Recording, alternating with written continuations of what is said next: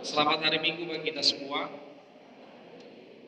Jemaat yang dikasihi Tuhan kita Yesus Kristus, firman Tuhan yang menjadi dasar khotbah untuk kita pada hari Minggu ini didasarkan pada kitab Nabi Yeremia pasal yang pertama, dimulai dari ayat yang keempat sampai dengan ayat yang ke-10. Yeremia pasal yang pertama, ayat 4 sampai dengan ayat yang ke-10 saya akan membacakan untuk kita semua. Firman Tuhan datang kepadaku, bunyinya, sebelum aku membentuk engkau dalam rahim ibumu, aku telah mengenal engkau. Dan sebelum engkau keluar dari kandungan, aku telah menguduskan engkau. Aku telah menetapkan engkau menjadi nabi bagi bangsa-bangsa. Maka aku menjawab, ah Tuhan Allah, sesungguhnya aku tidak pandai berbicara, sebab aku ini masih muda. Tetapi Tuhan berfirman kepadaku, janganlah katakan aku ini masih muda, tetapi kepada siapapun engkau kuutus haruslah engkau pergi, dan apapun yang kuperintahkan kepadamu haruslah kau sampaikan. Janganlah takut kepada mereka, sebab aku menyertai engkau untuk melepaskan engkau. Demikianlah firman Tuhan. Lalu Tuhan mengulurkan tangannya dan menjamah mulutku. Tuhan berfirman kepadaku, sesungguhnya aku menaruh perkataan-perkataanku ke dalam mulutmu. Ketahuilah, pada hari ini aku mengangkat engkau atas bangsa-bangsa dan atas kerajaan-kerajaan untuk mencabut dan merobohkan, untuk membinasakan dan meruntuhkan, untuk membangun dan menanam. Demikianlah pembacaan firman Tuhan. Jemaat yang dikasihi Tuhan kita Yesus Kristus, ada sebuah istilah yang mengatakan self-awareness. Pernah dengar? Self-awareness. Apa artinya? Artinya adalah kesadaran diri. Lebih kita pahami lagi ketika ada muncul kata self-awareness atau kesadaran diri, ini adalah kesadaran akan kepribadian atau individualitas seseorang, juga lingkungannya dan juga gaya hidup. Lebih sederhana kita tahu, kesadaran diri adalah kesadaran akan kehidupan dari dirinya sendiri. Dia sadar dia adalah seorang mahasiswa, dia sadar dia adalah seorang bapak, dia sadar dia adalah seorang ibu, dia sadar adalah seorang anak. Inilah dikatakan self-awareness. Bagaimana caranya supaya dia semakin paham bagaimana dirinya dan siapa dirinya dan apa posisi dirinya tadi. Dia sadar siapa dirinya. Diperlukan dua kata kunci. Dua kata kunci, yang pertama adalah self-knowledge atau yang dikatakan pengetahuan diri. Seseorang yang akan memiliki kesadaran tadi, dia harus memiliki pengetahuan diri. Pengetahuan diri seperti apa? Dia tahu tentang dirinya, orang lain juga tahu tentang dirinya. Dia tahu tentang dirinya, orang lain tidak tahu. Dan ada juga orang yang tidak tahu siapa dirinya, tapi orang lain tahu. Dia tidak tahu siapa dirinya, orang lain pun tidak tahu. Ada seperti itu? Ada. Ini masalah pengetahuan diri. Kunci yang kedua adalah self-understanding atau pemahaman diri. Bagaimana dia mengerti, bagaimana dia memahami tentang dirinya. Apakah dia seorang pemarah?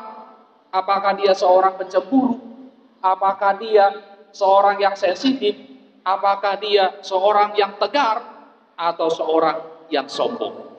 Dia bisa tahu siapa dirinya, orang lain juga tahu. Dia tahu siapa dirinya, orang lain tidak tahu. Dia tidak tahu dirinya, orang lain tahu.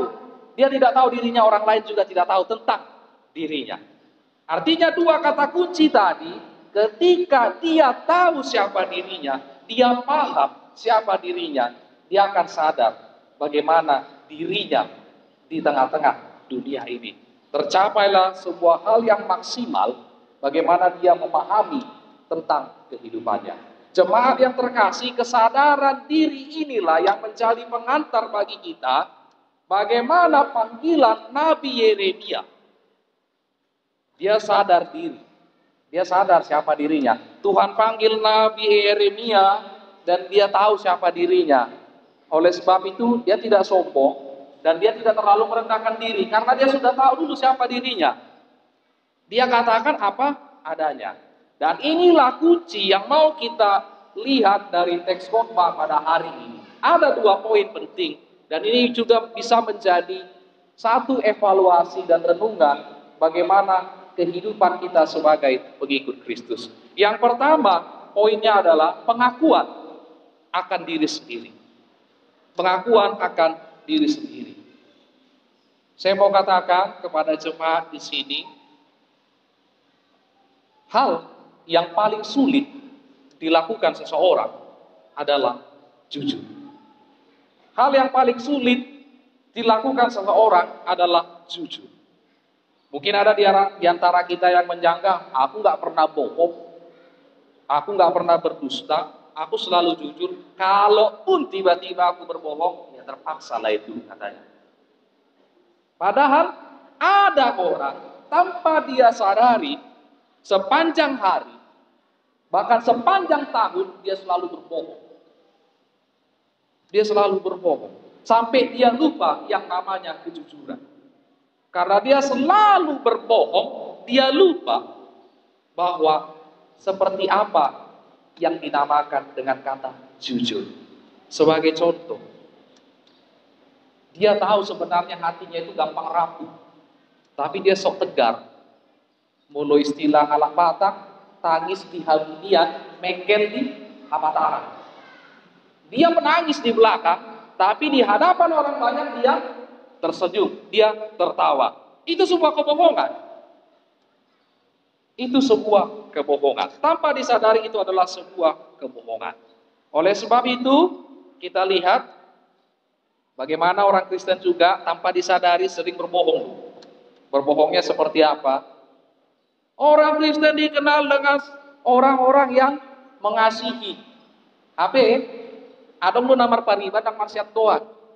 Adong do namar alian namar lain dan marsiat Tuhan. Adong tu geleng nasa diri dan marsiat Tuhan. Kristen. Hal inilah yang mau diangkat dalam teks kita. Lebih baik kita jujur. Lebih baik kita jujur. Tidak ada manusia yang sempurna. Saya mau katakan belum tentu saya sebagai seorang pendeta saya lepas dari yang namanya kemarahan. Saya lepas dari yang namanya ketakutan. Saya lepas dari namanya kecemasan. Tapi kita harus akui, kita jujur. Rasa benci masih ada, tetapi Tuhan, saya merindukan agar saya bersedia untuk mengasihi. Rasa takut masih ada, tapi saya bersedia, Tuhan berikan saya kekuatan untuk berani menghadapi kenyataan hidup ini. Takut tetap ada, tapi dia minta lawan dari rasa takut tadi. Dan inilah, hati-hati dengan kata-kata motivasi, bahkan hati-hati dengan para pengkhotbah yang seolah-olah diibaratkan kamu orang Kristen ketika kamu berdoa kamu mendapatkan berkat melimpah katanya. Kamu orang Kristen tidak boleh ada yang suka marah-marah lagi. Pendetanya aja suka marah kok. Pendetanya aja suka kesal-kesal. Nah, ini kenyataan. Kita harus realistis. Bagaimana sebagai pengikut Kristus. Dan jangan selalu kita katakan, ini portibiot do behau, dan suruh-suruhan. Siapa yang bilang kita malaikat? Tidak ada, kita manusia semua kok. Kita sama-sama menginjak tanah sekarang. Jadi tidak ada di sini manusia yang luar biasa. Tidak ada di sini malaikat. Semua kita manusia biasa. Yang artinya kita akui siapa diri kita. Itulah yang dikatakan Nabi Yeremia. Pengakuan, Tuhan Allah, sesungguhnya aku tidak pandai berbicara sebab aku ini masih muda. Ini bukan sebuah penolakan. Tapi dia jujur dengan dirinya. Dia tidak pandai berbicara. Ira'au najului. Nakuat tu si nama katai. Apalagi mau bereng adong 10 hala ijulung. Dang rani sama katai sik dua. Parkokom. Dumpat tita do. Seolah-olah dipaksa lah harus berceramah terus berbicara. Makanya saya sering berbicara karena ini tuntutan. Artinya sadari dulu siapa dirinya. Dia sadar saya masih muda, saya tidak pandai berbicara. Itu yang dikatakan Nabi Yeremia. Dan itu bukan sebuah penolakan. Dia tahu, dia tidak merasa pandai, dia tidak merasa mampu. Tapi dia menginginkan bahwa Tuhan akan memampukan. Dia jujur dengan yang dia miliki. Sama seperti diri kita sekarang, kita yang tahu siapa diri kita. Kita mau tidak jujur kepada Tuhan. Mulut ucol parang mulai kubabuah sudi. Alai warupa di Tuhan, kita harus jujur. Apa dan siapa diri kita. Inilah kemanusiaan kita. Karena apa? Tuhan Yesus di dalam kemanusiaannya pun dia jujur. Tuhan Yesus dituliskan di Alkitab, dia pernah menangis. Tuhan Yesus dituliskan di Alkitab, dia pernah ketakutan. Tuhan Yesus dituliskan di dalam Alkitab, dia pernah bersedih. Bahkan dia pernah marah di bait Allah. Dia akui dalam sisi kemanusiaan. Jadi untuk apa lagi kita berbohong? Akui diri kita di hadapan Tuhan. Tapi mohon pertolongan Tuhan. Seperti yang kurindukan. Aku mau menjadi apa yang Engkau inginkan. Itu doa kita yang pertama. Ketika kita mengaku diri kita. Poin yang kedua, yang mau dikatakan dalam teks khotbah pada hari ini adalah penuhi panggilan Tuhan. Penuhi panggilan Tuhan. Saya ingat, apalagi tadi ketika Ketua Koordinator KPU bersosialisasi tentang KPU, mungkin mereka akan mewawancarai kan. Karena teman saya pernah cerita pengalaman ketika mau masuk STT. Jadi dosen tanya sama dia, apa alasanmu masuk STT? Saya dipanggil Pak, katanya. Saya mendapat panggilan. Dosen lanjut bertanya, siapa yang panggil kau? Pakai baju apa dia panggil kau? Jam berapa dia panggil kau? Kayak mana dibilangnya samamu? Terus apa yang kau bilang? Karena dihujami dengan beberapa pertanyaan, sip bagaimana? Dan bui bagaimana? Makatai. Seringkali kita mengartikan kata panggilan ini kabur, abu-abu. Saya melayani karena saya terpanggil. Saya menjadi sintua karena saya terpanggil. Saya menjadi pendeta karena saya terpanggil. Saya menjadi KPU, guru sekolah minggu karena saya terpanggil. Coba dulu, panggilan yang mana sih? Panggilan yang mana? Di dalam teks ini sangat jelas apa itu panggilan, dan panggilan itu sebenarnya seperti apa sih? Apakah kalau dia bukan pendeta, kalau dia bukan sintua, kalau dia bukan KPU atau GSM, dia tidak terpanggil? Hidup kita selalu dipanggil, percaya nggak? Isema namar ningok mululaw kita, lagi akan ada tua-tua nami, adong dongat namar habuk di roha. Apa yang kita katakan? Telah dipanggil yang maha kuasa. Satu nama betong doi dokon hijau gimana? Terpanggil. Lahir juga dipanggil. Karena dia punya nama. Dan adong dope warna mulu halak patak, mulu bawai mana? Ucok. Mulu buru mana? Udet. Dumpe di leon goar asa di jauh, si Ferdinand no kita. Mulu halak patak dung berkeluarga margana mai jauh, marga si lain dong. Mulu no Mariana ko di mana amane siadona. Kalau dia sudah punya cucu dipanggil lagi opung siadona. Kita selama hidup akan sampai mati selalu terpanggil. Apa itu panggilan Tuhan? Bukan itu. Panggilan Tuhan yang pertama adalah panggilan untuk menerima pengampunan. Ini panggilan yang pertama. Jadi belum tentu loh, seperti kami yang sekarang di mimbar ini sudah memenuhi panggilan Tuhan. Karena panggilan itu bukan hanya untuk hari ini, tapi sampai kami mati. Sama seperti tadi, kalau ada yang meninggal pun telah dipanggil Tuhan. Panggilan pengampunan dari Tuhan ini setiap hari, bukan hanya hari ini, besok juga, besoknya lagi, dan besoknya lagi. Ada sebuah gambaran tentang panggilan pengampunan dari Tuhan. Tanpa disadari, kehidupan manusia ini banyak yang berada dalam sebuah lingkaran yang berisikan pretensi dan kompensasi. Siapa yang pernah dengar kata pretensi? Pretensi dan kompensasi. Bagaimana pretensi dan kompensasi? kita lihat dalam kehidupan kita, pretensi ini adalah sebuah sikap kepura-puraan. Pura-pura tegar, pura-pura tidak ngantuk, pura-pura tidak capek, pura-pura tidak marah. Ini pretensi. Apalagi kalau dia datang ke gereja, pura-pura dia cantik, pura-pura dia ganteng, pura-pura dia tenang, padahal dalam hati masih gorgor, kepura-puraan.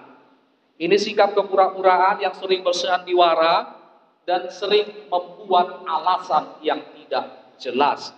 Halo, sudah di mana kau? Iya, udah di jalan. Padahal dia masih di rumah. Dia berdalih dengan itu. Dia berbohong, dia pura-pura.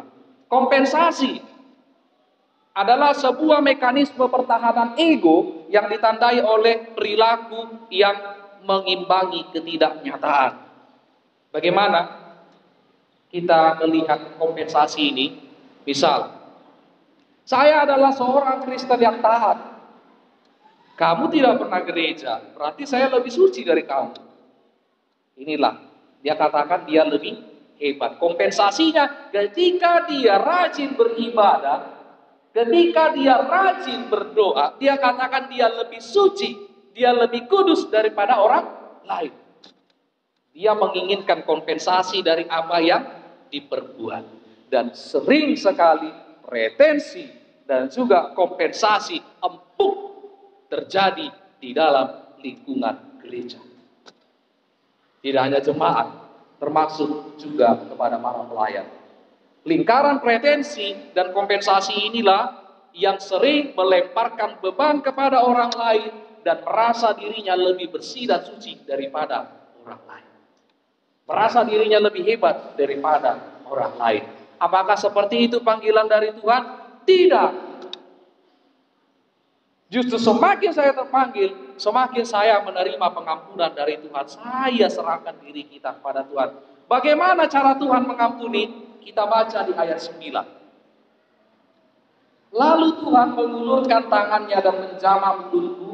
Tuhan berfirman kepadaku, sesungguhnya aku menaruh perkataan-perkataanku ke dalam mulutmu. Ini sebenarnya pengampunan. Ketika firman Tuhan sudah menguasai diri kita. Bukan ketika kita, ya Tuhan ampuni dosa saya sampai menangis. Tapi firman Tuhan belum berisi dalam dirinya. Itu belum sampai kepada pengampunan. Masih minta ampun. Belum diampuni. Tapi ketika Tuhan menjamah diri kita, meletakkan firman-Nya di dalam diri kita, menguasai hidup kita, yakinlah dan imani, kita sudah diampuni hari itu juga, detik itu juga, tanpa perlu tunggu waktu. Sekarang terima firman Tuhan yang menguasai hidup kita. Ini panggilan yang pertama. Panggilan yang kedua, panggilan untuk hidup lebih bermakna. Bagaimana kita terpanggil untuk menjadi orang yang bermakna? Saya pernah menonton sebuah film Indonesia, saya sendiri sampai menangis menonton film itu. Judulnya Ayah, untuk apa aku dilahirkan? Atau ada lagi satu film, Ayah, mengapa aku berbeda? Ayah, mengapa aku berbeda? Judul kedua ini yang jauh lebih menyentuh. Karena dia adalah seorang anak yang berbeda dari saudara-saudaranya dalam tanda kutip. Dia memiliki perbedaan. Dan dia bertanya kepada ayahnya, mengapa aku berbeda dengan teman-temanku? Mengapa aku berbeda dengan mereka, dengan orang-orang lain yang di sana? Apakah aku jauh lebih rendah dari mereka? Apakah aku jauh lebih hina daripada mereka? Dia bertanya kepada ayahnya, orang yang paling dikasihinya. Kalau dia bertanya kepada orang lain, dia mungkin akan dibully. Ketika dia bertanya sama orang lain, mungkin dia akan dijauhi. Tapi dia bertanya kepada ayahnya, ayah, mengapa aku berbeda? Pertanyaan ini dalam judul film tadi sering juga kita pertanyakan dalam diri kita. Saya tidak tahu apakah di antara kita juga pernah mempertanyakan, kenapa saya lahir di dunia ini? Apa tujuan saya lahir di dunia ini? Mungkin orang-orang muda yang sering bertanya seperti ini, mulu akan umma tua kang bedi sukuri. Alania ai bonus di ngaruh geleng na nama manukku. Kenapa aku dilahirkan sekarang? Bapakku pemarah. Kenapa aku dilahirkan? Mamaku cerewet kali. Ulu doholan alani isu kudo. Kenapa aku lahir, Pak? Kenapa aku lahir, Pak? Yang mau dikatakan bukan pertanyaan itu, tapi kita sadari tidak ada hidup yang kebetulan. Tidak ada hidup yang tidak disengaja. Tidak ada hidup yang tidak disangka. Tapi hidup kita adalah bagian dari rencana Tuhan. Hidup kita adalah bagian dari kuasa Tuhan. Makanya kita hidup. Oke, zaman sekarang ilmu pengetahuan sudah membuka peluang yang dikatakan dengan bayi tabung. Mungkin ada persepsi manusia, nggak betul yang di Alkitab itu, mana betul Tuhan menciptakan manusia. Dokter sekarang sudah bisa kok pakai program bayi tabung. Tapi lihat bayi tabung, dia juga masih butuh nutrisi dari ibu. Dan bagaimana bayi tabung bisa hidup? Ya dia juga dari orang yang sudah hidup, bukan yang mati. Artinya si pemberi kehidupan itulah yang utama. Jadi bukan lagi kita pahami manusia diciptakan dari debu tanah kalau sekarang. Kan nggak ada kita sekarang diciptakan dari debu tanah lagi. Itu Adam dan Hawa. Sekarang kita sudah proses yang jauh lebih baik lagi. Bukan dari debu tanah lagi. Tapi sebuah proses yang di dalam kuasa Tuhan. Artinya tetap kita di dalam rancangan Tuhan. Tetap di dalam kuasa Tuhan. Jadi tidak ada hidup yang kebetulan. Inilah panggilan yang sebenarnya. Jadi molotung penaking si Surya memanggil kepada rekan-rekan mahasiswa, siapa yang mau masuk KPU, inilah yang dikatakan vokasio spesialis. Ini panggilan Tuhan yang khusus. Siapa yang terpanggil? Jadi jangan bohongi dirimu. Kalau memang sudah terpanggil ingin melayani di gereja ini melalui komunitas pelayan umum, silakan jumpai. Atau karena terlalu ganteng ketua kita, jadi malu-malu anak perempuan. Jangan karena itu. Siapa tahu jadi jodoh. Ya Sur? Ya. Panggilan. Jadi setelah kita menerima panggilan pengampunan, panggilan menjadi orang yang bermakna, tunggulah kesempatan Tuhan berbicara dengan kita. Tuhan akan memanggil kita secara spesial. Karena apa? Tuhan memakai setiap umatnya, setiap orang-orang yang percaya menjadi perantara kuasa Tuhan, menjadi saluran berkat bagi sesama. Inilah panggilan untuk kita. Amin. Kita bersatu dalam doa.